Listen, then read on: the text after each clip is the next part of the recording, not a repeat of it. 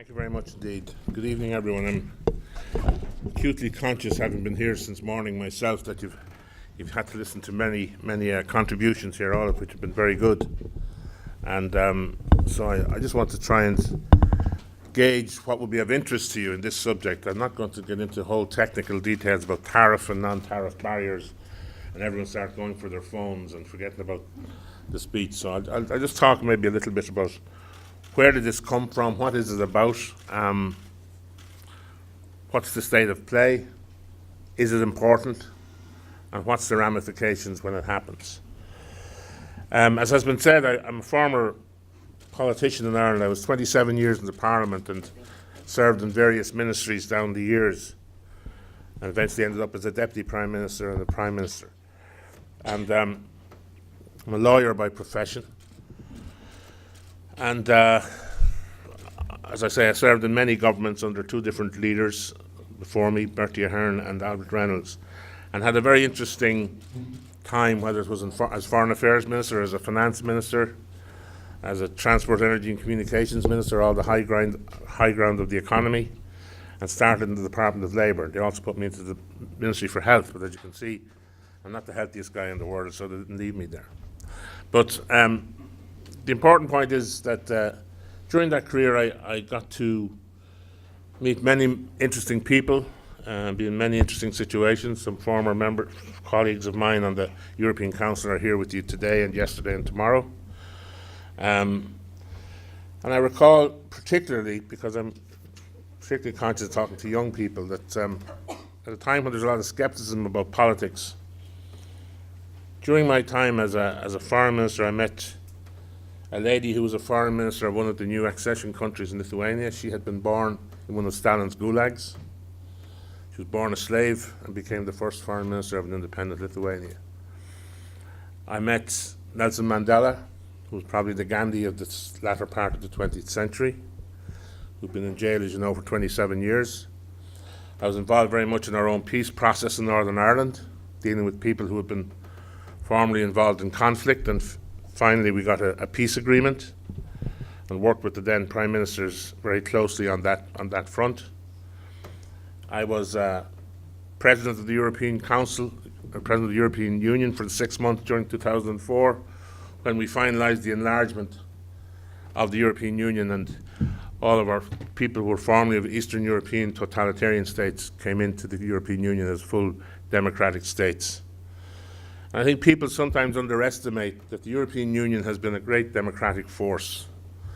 Can you imagine what would have happened when the Soviet Union imploded if there wasn't a European Union to its west? In other words, the progressive voices of all of those countries who wanted to come out of totalitarianism into democracy were able to say to their people, there is a future here, where there is another way, we can have an independent judiciary, we can have a market economy, we can have rule of law, we can have open trade if we go down a certain path towards membership of the European Union. And I remember when Ireland joined the European Union in 1973, I was a young man of 13 years of age. And I know the difference it has made to our country in terms of pluralism and diversity and modernising the country. And most importantly, I suppose, taking away a dependence that was psychological, economic and real with our nearest neighbour, the United Kingdom, and finding other markets, other friends on the continent to complement that and to build a sophisticated modern economy that we have today. So when people say to you, particularly in this generation with a time of populism in parts of Europe and other parts of the world, that politics doesn't work, or that politics, that there are simple answers to complex questions, that people are not there for your interest as citizens, and that you should go and pick someone who comes up with a pat answer, has a crazy idea to say, look, let's give them a chance because the others are no good. I think we have to use our intelligence a bit more and recognise that everyone that I've dealt with throughout my career, both within Ireland who are political opponents, as well as people I've met in all of the European countries I've dealt with down the years in various capacities, I've all found them to be honourable, decent people who are trying to improve their country's lot, they're trying to be part of a development of their country and to give greater opportunity to those who are coming up behind them. So I think it is important that when we talk about cultural diplomacy, I mean, I've only dealt in political diplomacy. I don't know what cultural diplomacy is, to be frank. I don't know. It's a question of people meeting people, respecting cultures, of course, but also recognizing that we have common interests, that we live in a world now that no nation state, however powerful, can on its own deal with the problems that face the world of the 21st century. Cannot be done. We don't live in a unipolar world. The Cold War was a bipolar world. And when I looked in my geography classes, when I was 12 up to 15 and 16, I never thought I'd see the day when there would be a world, that I'd live in a world other than one that was dominated by the United States and the Soviet Union. I never saw the implosion of the Soviet Union happening. No one did. History before our eyes in this city in 1989 when the wall came down, some 27 years after it was put up. And so many presidents had come to that wall and said, tear it down, Mr. Gorbachev, or Kennedy saying, Ich ein Berliner. No one ever thought that we would move beyond that Cold War. And we did. And it happened because of politics, it happened because of free societies, people in those societies which have been oppressed for many years, deciding that they were going to take the destiny into their own hands. It took a lot of bravery and courage to do that, and the circumstances that arose enabled them to do it. So, you know, we live in a world where information is manifold, coming from various sources, but sometimes we don't recognize the miracles that have happened in our own lifetimes. And these were miracles.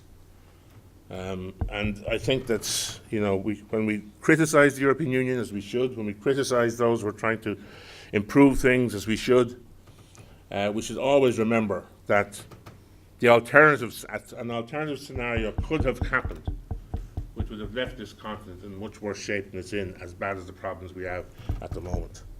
And I think that that's something that's important. Secondly, I'd just say before I go into my thing on Brexit, listening to some of the previous contributions, the European Union, too, uses its power to promote values outside the European Union.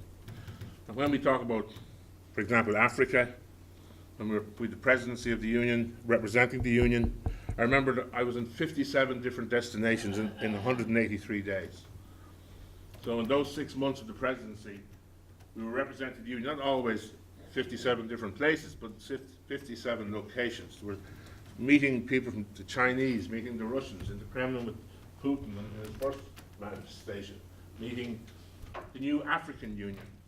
And I think the African Union is, if you like, an attempt by Africa to replicate in some way what the European Union has achieved, to try and come together and find common solutions to common problems. And I think that, you know, the governance issues that were raised, colonization was a terrible thing in Africa. The biggest disappointment was decolonization, in terms of how it was handled by the people who lived in it. And we know from the Zimbabwean experience, for example, the great disappointment that we had with Mugabe. The fact that he was educated by Irish missionary Jesuits, by the way, when he was a young man, is something that I'm not prepared to take responsibility for. But it's an indication that the European Union, in its interactions globally, is always promoting its values, always trying to make sure that we improve governance, that we avoid corruption, that we try and get people to deal transparently with the problems that we have, so that we can have mutual benefits. It's not that we're a charitable organisation. We're all protecting our interests, promoting our interests.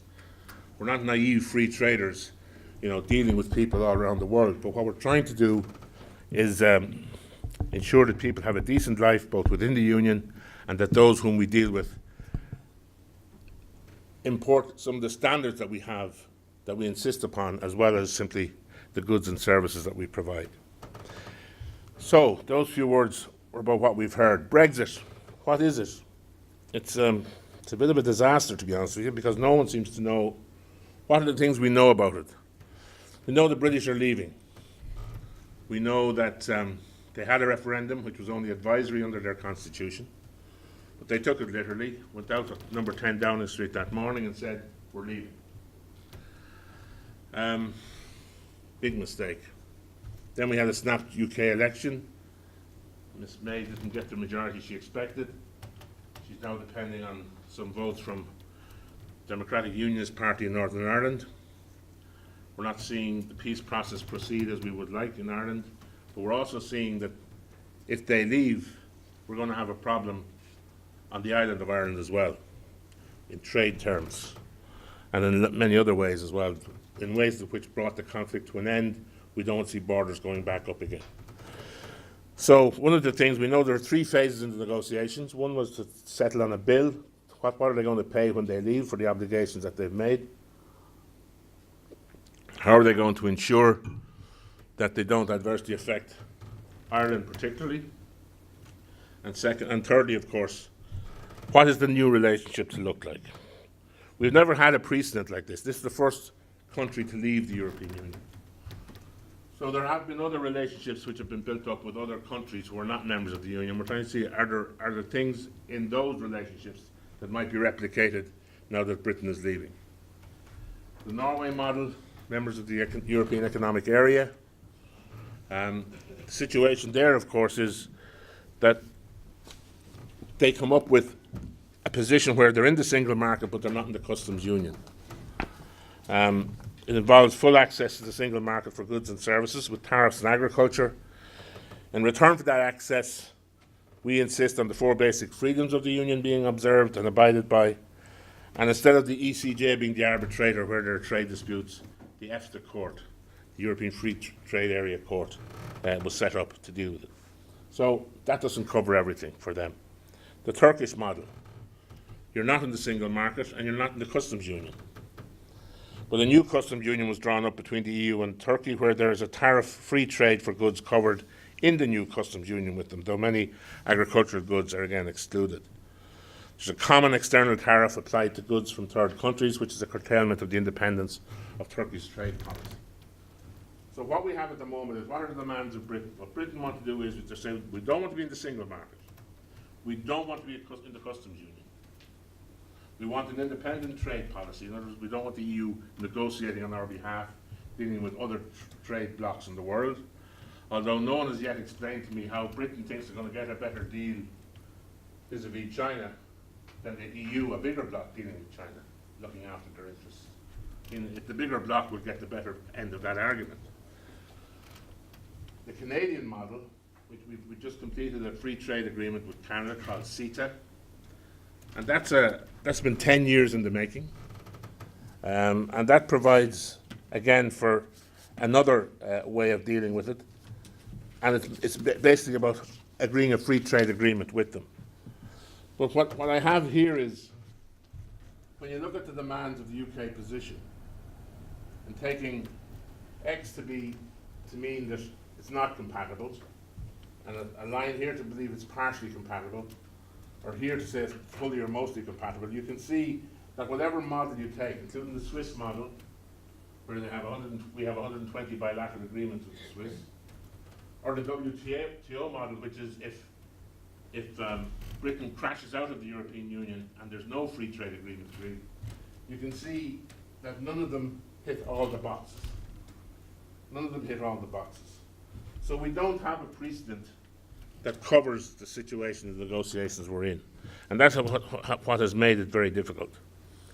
Now, my point of view is, I'm friendly with the UK. We have a good relationship with the United Kingdom. We're disappointed they're deciding to leave, but that's their sovereign decision. We have to accept that. But I don't want to be punitive. I don't want them to be in a situation where we leave on bad terms. We need to leave on good terms, or the best terms we can get for everybody, both sides. And I think that there's a need to keep this as simple as possible. In other words, there has been a proposal made by the British-Irish Chamber of Commerce, which I think is the best. It sets out the big principles, what it calls the big principles for a strong Brexit partnership. In other words, when they leave, we still have to be partners with these people. They're still an important trading part of the European Union. They're part of our exports. They're an important country in the world. And what we have to do is set out principles that says this is what should inform the negotiations. This is how we should go about it. We need to eliminate the need for a border on the island of Ireland. That's already agreed between the parties. that's accepted. The outcome has to deliver that. We need to enable the trade in goods and services to largely continue as much as possible without tariff and non-tariff barriers.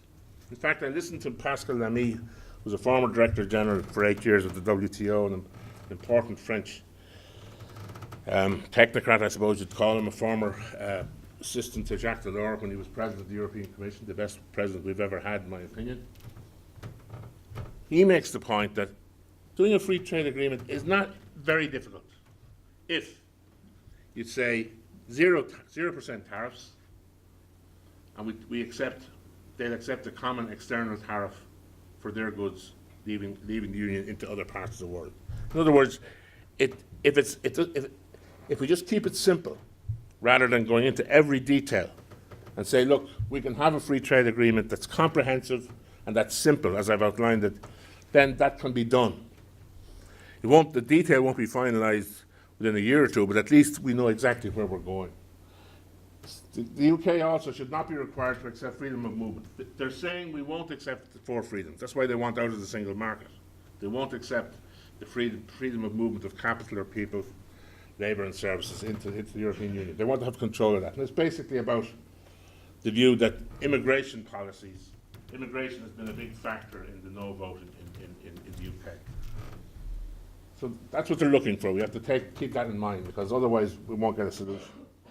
And the UK should no longer be required to be under the direct jurisdiction of the ECJ, as another model for dispute settlement can be provided as other trade deals have provided, including, as I said, the EFTA court in other situations.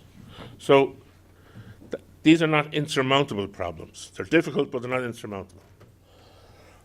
What we're saying is we have to align the new tariffs with the existing common external tariff and maintain regulatory alignment, because there is regulatory alignment at the moment. They're full members of the European Union. And that would protect the UK from an influx of cheaper, lower quality goods which might compromise standards of manufacturing and food production. We also have to protect the integrity of the EU single market and Ireland's place within it. We have to eradicate the need for a long, drawn-out free trade agreement between the EU and the UK that may be less comprehensive, so I suggested that simple one. And we also need a time-limited transition period of adequate length to be agreed on status quo terms to allow the trade continue as at present until the new deal is finalised. So if those principles are kept as I've outlined, if we can go into negotiations, the detail that's starting now, with those objects in mind, we can find solutions, in my opinion. Access to EU labour for the skills that US businesses need, UK businesses need, and likewise UK resources for EU benefit. In other words, if they want to have a view on what they'll take in, then the EU should have a view on what we'll take in from the UK side. If they're getting rid of that freedom, it has to be reciprocated. Because at this stage, they'll be a non-member. They'll be a non-member of the European Union. We have to have access for the UK to new global trade deals that are mutually beneficial while working independently of, but in parallel with the EU. In other words, if they want to have an independent trade policy, it shouldn't be beyond the possibility that trade deals could be cut simultaneously as the EU are negotiating, in parallel with, though independent of the EU, so that at least we're on basically the same track. And lastly, an alternative model to the ECJ for dispute settlement, just as exists in other trade deals, can be provided. So the trade-offs that we're trying to handle here are simply this. The UK gets to manage its own migration, get the skills it wants, but the EU preserves its own integrity through controls on UK people entering the European Union. So it's a reciprocal arrangement. Secondly, the next trade-off is the UK recognises it does better by tracking future EU trade deals rather than going out shopping to get worse value on its own, while the EU's global proposition is enhanced. So rather than them decide, they still have an independent trade policy, but it'll be in line with what EU is doing, although independent of it. It'll be parallel negotiations. The UK gets the benefit of EU standards and regulations, so it can trade on similar terms, even if its role as an inputter rather than as a final arbiter will be the case because they won't be a member anymore, while the EU maintains its legislative prerogative. And the UK gets to participate as a valuable member in key EU groupings on such common interest areas as education, aviation, energy and security.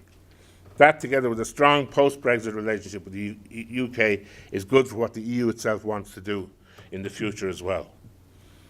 So that's my idea of how a deal can be struck. It doesn't require much movement from both sides. It's comprehensive, and it's doable if the political will is there to do it.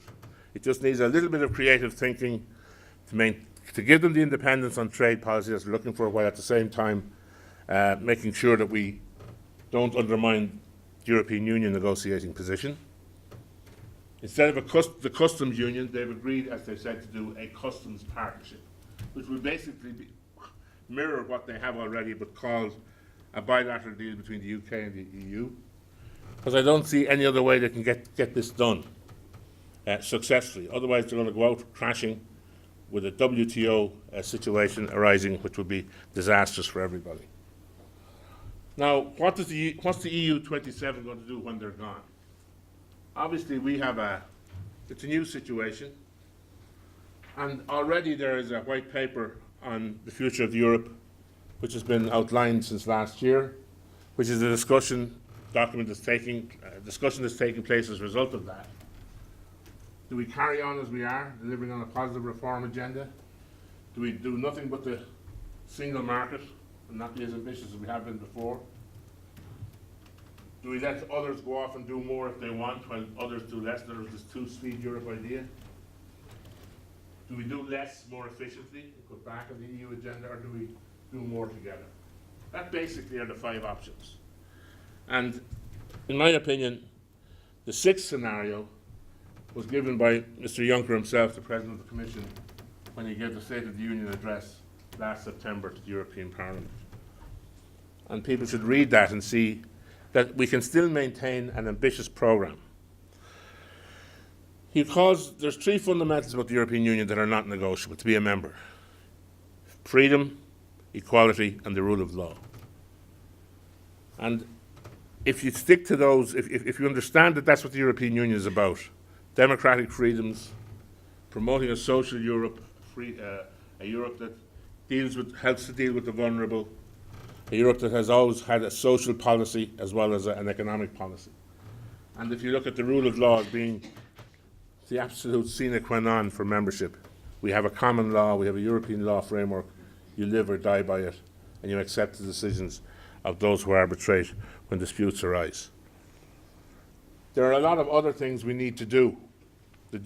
We need to complete the single market. And the single market is often spoken of very glibly. Imagine what it would be like if you hadn't the European Union, if you hadn't a customs union, if you had people making their own products, all with different currencies, having to cross national territories, Ireland to go to Greece, pass through about 5 countries to get it done. Imagine what sort of a Europe we'd be living in. It'd be a very inefficient one. Single market has been the single most important thing that the European Union has done in recent times in terms of its competitiveness. But we also have to bring about a single market in the digital economy. That's the new economy that's coming. We need a union, an energy union. We need to make sure that we're cost competitive in that front. We need a deeper and fairer economic and monetary union, including a banking union. And that is an open concept that can be joined by non-Euro member states as well as Euro member states. We need to see the European Stability Mechanism, which has come up as a result of the crisis, morphing, if you like, into a European Monetary Fund as a proper backstop, having got nationally the capitalisation ratios back where they should have been in the first place, and making sure that we have a single supervisory mechanism so that the European Union has a competence in that area to make sure we don't go into the trouble we got into before. Our trade policy has to continue aggressively. We need an effective policy on migration. And on that front, we took in, as a union, 720,000 refugees and asylum seekers last year, in 2016. That's 3 times more than the United States, Australia, and Japan put together. So, whilst we have an effective policy at the moment, we need it. And we shouldn't be surprised, one of the things is regarding our external relations with other trade blocs and with other parts of the world, we need to make sure that these are mutually beneficial. Why? Because if you look at North Africa, why are people surprised if the average income is €5,500 and they look across onto the Straits of Gibraltar and see that the average income there is maybe 25 or 30,000 euros? Why are you surprised that so many people from that part of the world want to come to the European Union? Unless we can help them build their own economies for having proper trade policies with them, giving them a chance to raise their standards of living at home. People in the north, the northern hemisphere, shouldn't be surprised that so many of the southern hemisphere are coming to have a chat, coming to live here, coming to look for work here, because they can't get a living that meets their expectations where they are. And in all of the areas of instability, whether it's political instability or economic instability, you're going to have proper external relations by the EU, which are far-seeing. I mean, we talk about Africa and the Caribbean states. We had the Lome Convention back in 1975. It was the first time we had a deal, if you like, a trade deal by the European Economic Community as it was with African countries. And in 45 years, have we done enough? Have we built in sufficient reciprocation to make sure that that was a successful outcome? Has the Euromed process worked to the extent that it could and should have? It hasn't. And our neighbourhood policies haven't been robust enough, and we haven't given enough attention to these issues. Because migration will continue for so long as there is such relative inequality in the world. You've got to make sure that you give everyone a chance to be part of this economic dividend that prosperity can bring. And of course, in relation to terrorism issues, internal security and defence, we've got to do more and work together. So unity, finding common purpose within the European Union on all of these fronts is a critical factor in a successful European Union. And the Brexit issue is an unfortunate development. We'd rather it wasn't happening. It's going to happen. I'd love to think that there was going to be a Pauline conversion. But, I know my British neighbours well. They've made the decision that they're leaving, and they're leaving. And what we've got to do is do a good deal with them. It can be a good, generous deal. It doesn't have to. I don't believe in punitive deals. I can understand what people feel about it, because we all accept one thing. The benefits of non-membership can't be better than the benefits of membership. That's a basic law, I suppose, that has to be accepted. Because there are benefits of being in the European Union, and you shouldn't be able to have your cake and eat it, as they say. By the same token, the UK is a critical partner in many of these areas with us, whether a member or not. And we need to find a comprehensive deal which, as I say, can meet the requirements of the situation. It's not easy dealing with competing demands which require you to square a circle.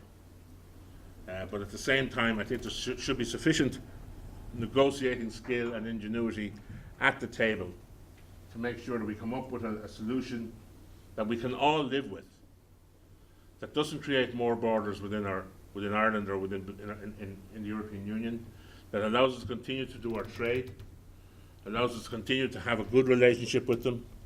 Unfortunately, they've decided that membership isn't going to be the nature of that relationship.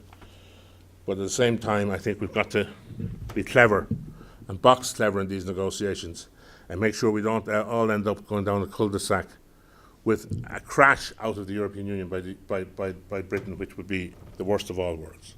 Thanks very much indeed.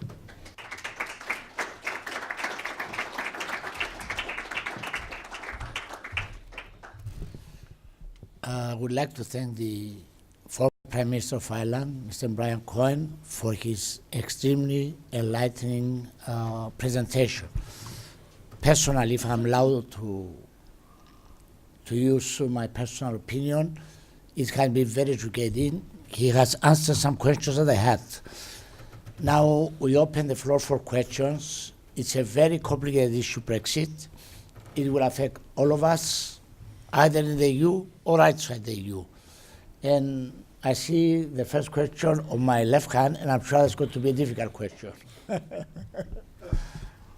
Prime Minister, now Britain is in custom union with Europe? Well, it's obvious that the solution final will be whether it will be free trade agreement with Britain or again they will continue the custom union with Britain. Do you think that it is possible, being in a free trade agreement with Europe or in the custom union, to get the right to establish, to implement tariffs for the third countries, for Britain? No, my argument is there that this is what I'm proposing is really a face-saving measure. Britain have got themselves into a pickle here. They're insisting on an independent trade policy, but they're also insisting, or they believe that they want to have as frictionless a trade with the rest of the European Union as non-members as they had as members. They won't go into the customs union, which we're all part of, but they're saying we will go into a customs partnership with the European Union. My simple point is this: they're in one here as a member. What will be here will be substantively the same thing, but it'll be called a customs partnership with Britain. It's a negotiating, if you like, it's about trying to save face here, because it doesn't make sense. I take your point. It does. What they're looking for, on the basis that you can't have the same arrangement with us unless your customs arrangements are the same. Call it a different name if you want. Have some minor changes in it that make no difference to 95% of your trade if you want, to say it's different. But it's the sort of thing that we've been doing in the Irish peace process for years.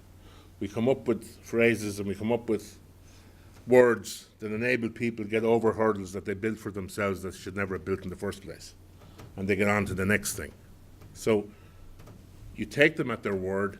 They want a customs partnership, but they want the same trading relationship. The only way you can do that is if that customs partnership mirrors what you have already. So it's not possible. It is possible, but it's about creating a political fiction. It's about getting them over a negotiating problem that they've found for themselves. Mrs. May has said, we want a customs partnership, right? And I'm saying, to keep it simple, it's a zero tariff with a common external tariff that we have at the moment. Call it what you like. I don't care what she calls it, once it works and doesn't disrupt the whole place. And these are the sort of, semantic, mnemonic type of things you're going to have to do to get us over this problem, because you can't square that circle. That's the point I'm making. And they know you can't square it, but it's where politics is dictating the economics. The right wing of the Conservative Party is calling the shots. And it's a narrow nationalism that's been poisoned by a Murdoch press for the last 30 years in Britain. And it's a sort of a nostalgic harking back to when they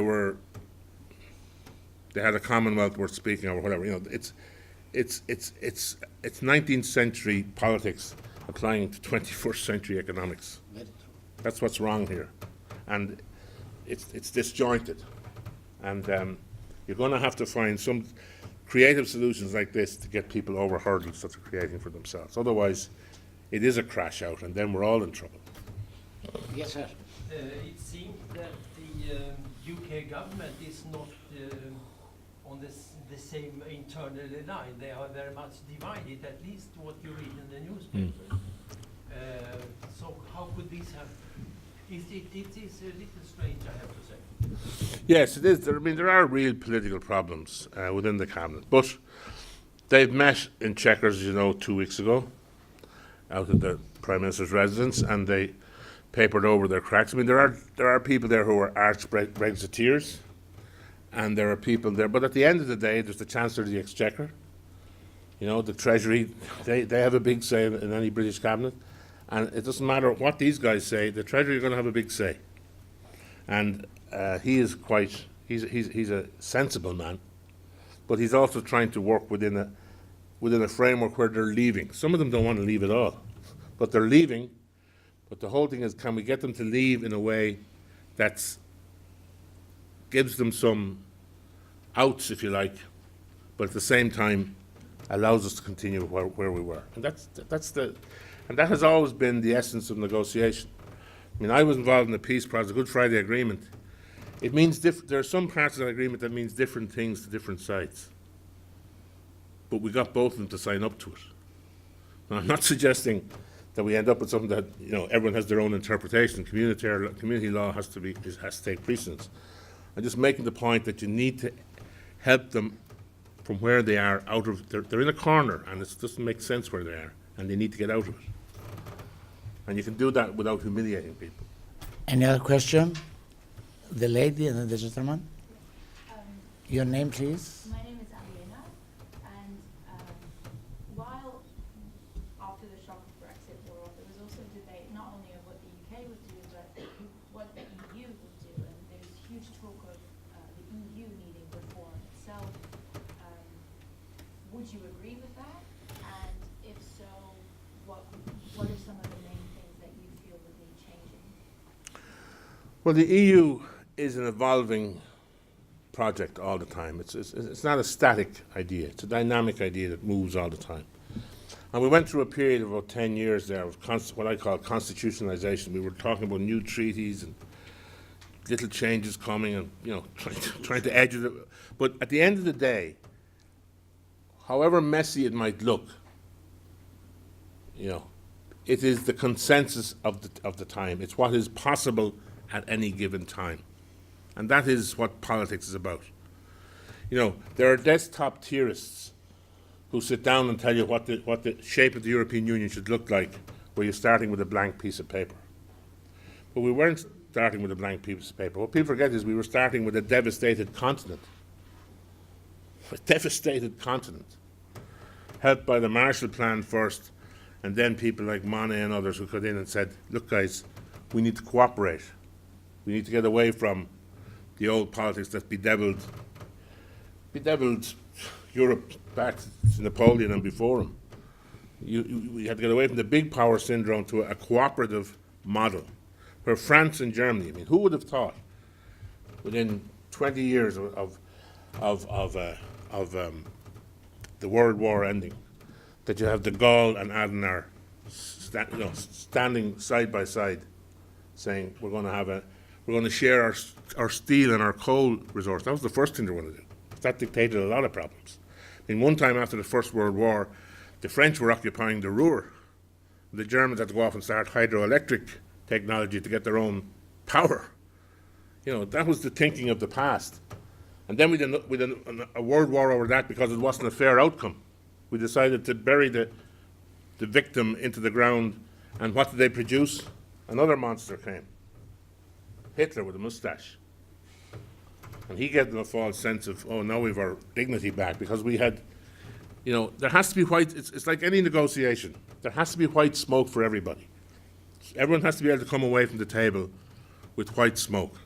I was at the table with people who were formerly terrorists, the Irish Republican Army, the IRA, and I was a Democratic politician. But in the interest of getting peace, I was prepared to go down, if I could get them down the constitutional path, I was prepared to do it. And others like me were prepared to do it, even though they had no mandate to do what they did for the previous 30 years. But we did it because people want peace. People want to get on with their lives. So, and a devastated Europe to produce a European Union, which not only solved the Western European problem, but when the other bloc imploded, solved their problem too, by being able to bring all of that to reunite Europe. That's all happened in our lifetime. It's unbelievable. And sometimes we think, oh, that was going to happen anyway. It never happened before, and it only happened because there were people who had the genesis of a simple idea: cooperate rather than conflict. And we'll all be, it's not a win-lose. In other words, all conflict situations arise because there's a zero-sum mentality. It's a win-lose situation. What we have to create is win-win situations. And like there was with the Treaty of Rome or Lisbon or any of the ones that I was involved in, or indeed this one, which is a bilateral between Mr. Barnier and Mr. Davis, we have to find a win-win situation that's sustainable and that can get us on to the next stage of development. That's what good diplomats and good politicians do. Otherwise, Just the strong get stronger and the weak get weaker. There's no sustainability or stability in that. Yes, please. Joseph, California, United States. Thank you, Prime Minister. My question is, as Brexit was a historic vote, and could we be possibly looking at a potential upcoming reorganization of the UK?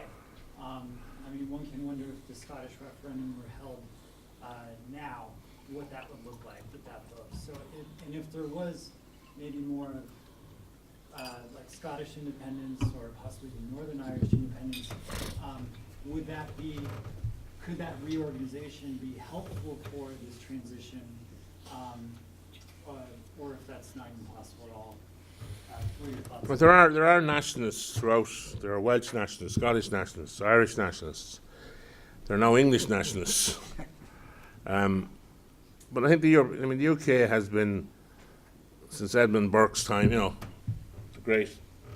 If you ever want to read a good book to understand Britain, read the Reflections on the French Revolution by Edmund Burke. He was an Irishman, by the way, but he was a very clever man. But he came up with an idea why you can make progress without revolution. You'd be pragmatic and you'd be sensible, and he was the Whig, the Conservative, if you like, the Tory. But so what I'm trying to say to you is, no, it's not about disaggregation. It's about integration. But it's the level of integration you can achieve at any given time. Those who are very anti-EU, like the Thatchers of this world, spoke about they want to make it a superstate. There'll never be a superstate. That's never going to happen.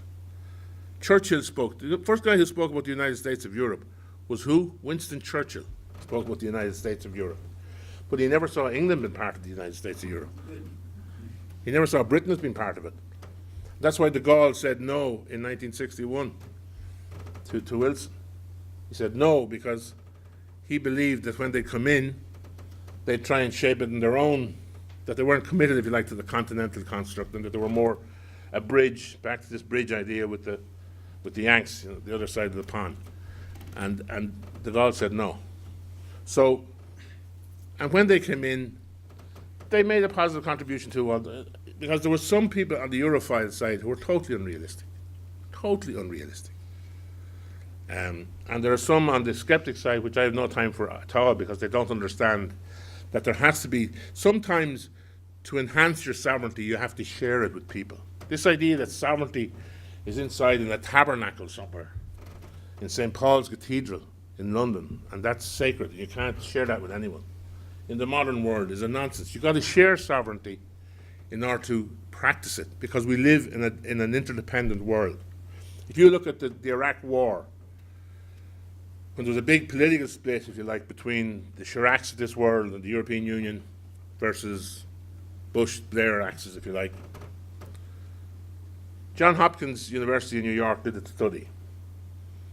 There was greater cross-investment during the years of those wars between the business of what was going on in America and Europe than before, even though people were saying we won't eat any French fries over American.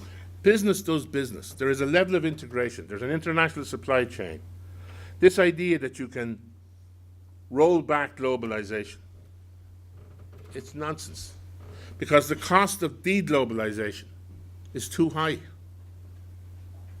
The technological advances we've made has meant that the nature of business, how it does business, the information flows, the data flows, the capital flows, the interdependence of the banking system, all of that now means we live in a small world, and you cannot solve your problems on your own anymore.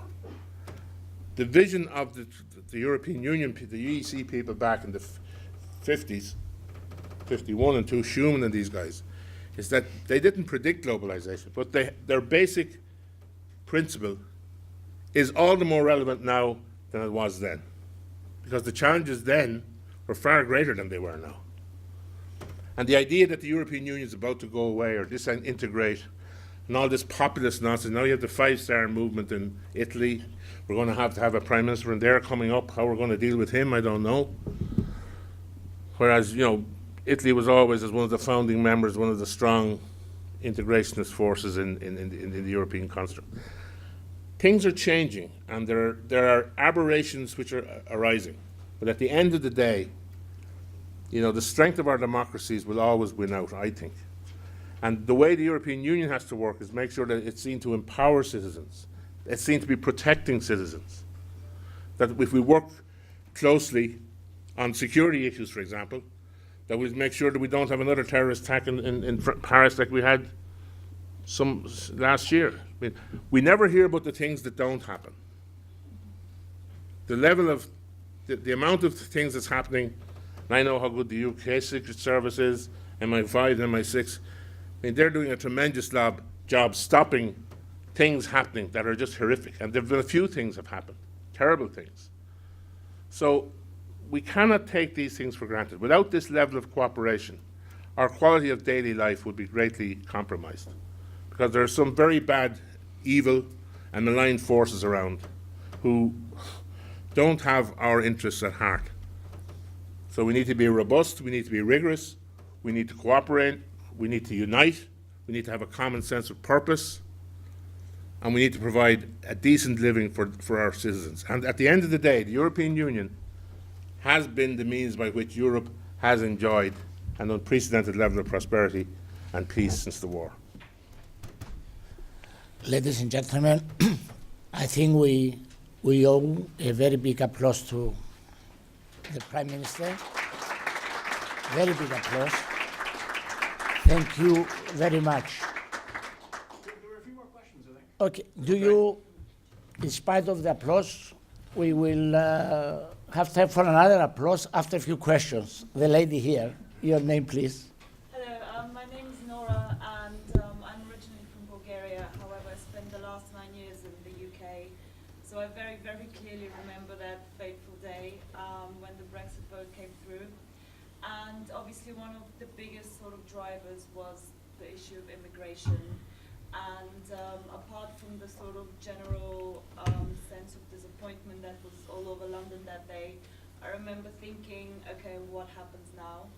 And millions of people were thinking the same question.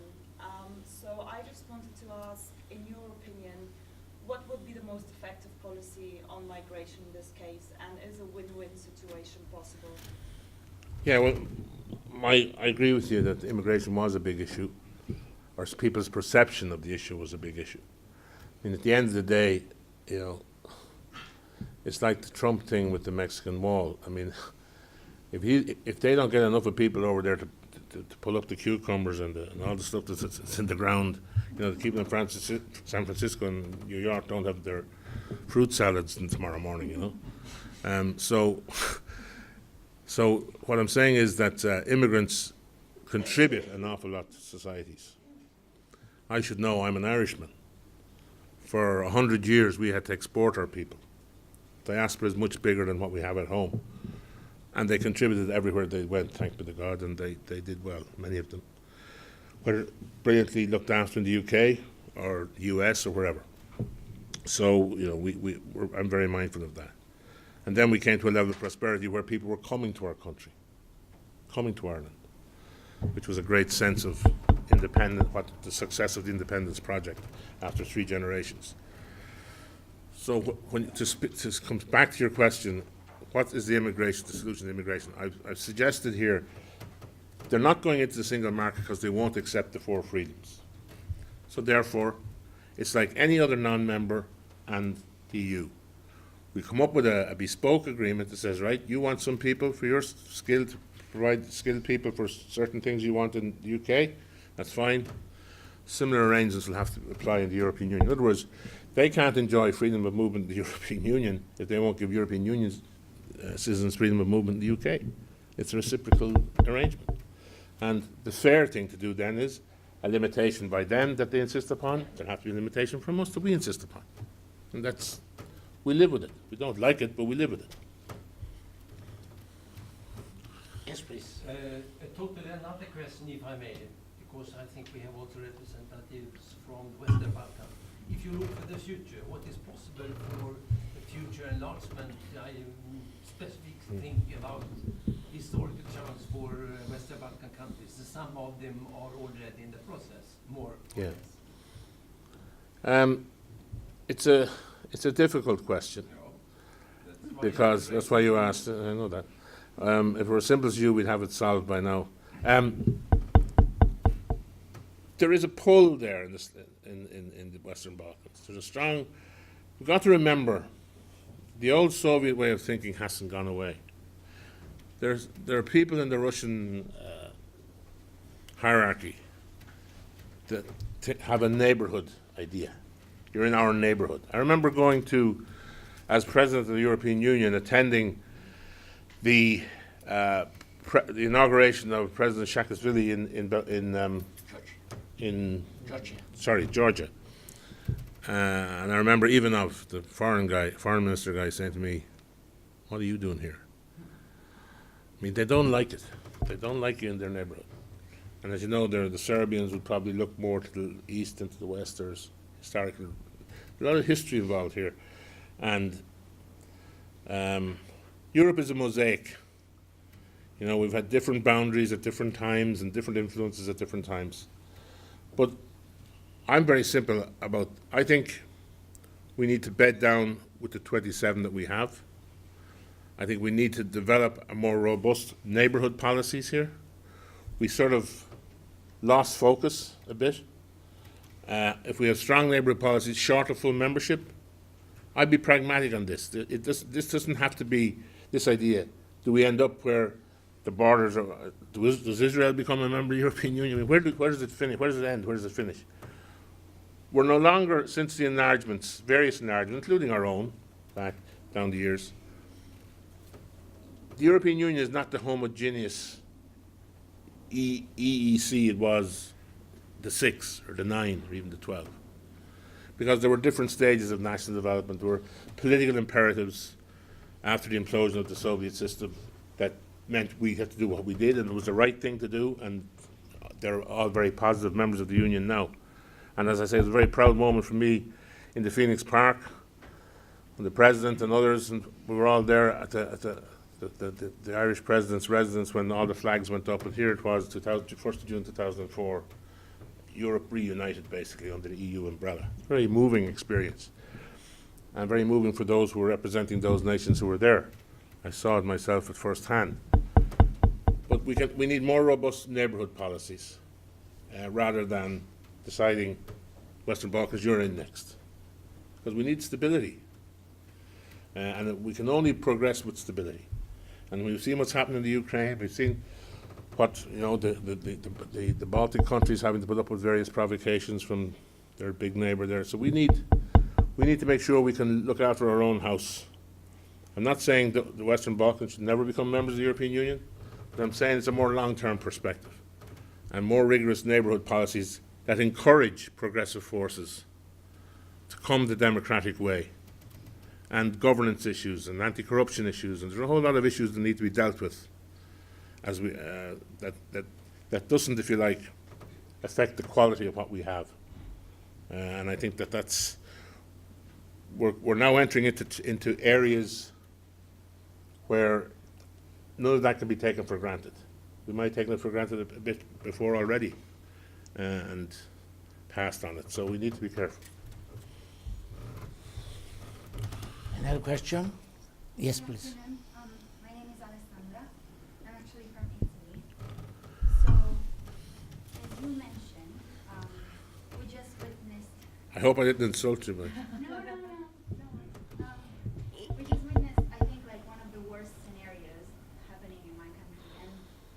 And one of the parties that was kind of like pro-Europe, just obtained like few percentage of the population. And I think like a concept like Europe is so far away in Italy from the citizens. So what do you think are ways that the European Union could implement to get closer to the citizens' hearts in a way? by addressing the day-to-day needs of the citizens. You know, we need an energy union. We need to improve the competitiveness of Europe. We need to get more jobs into Europe, more investment into Europe. We need a more effective migration policy. I mean, I think the Italian people have been very noble in what they've been able to do in terms of the amount of migrants they've been able to try and look after with what's coming across them directly. I mean, it's very difficult politically to deal with shocks into your domestic system like that and maintain stability and avoid populist, rather sectional voices arising which play to the prejudices of people. Because people are feeling insecure. We've got to acknowledge that there's economic, social insecurity within the European Union amongst many people. There are many young people who can't get jobs.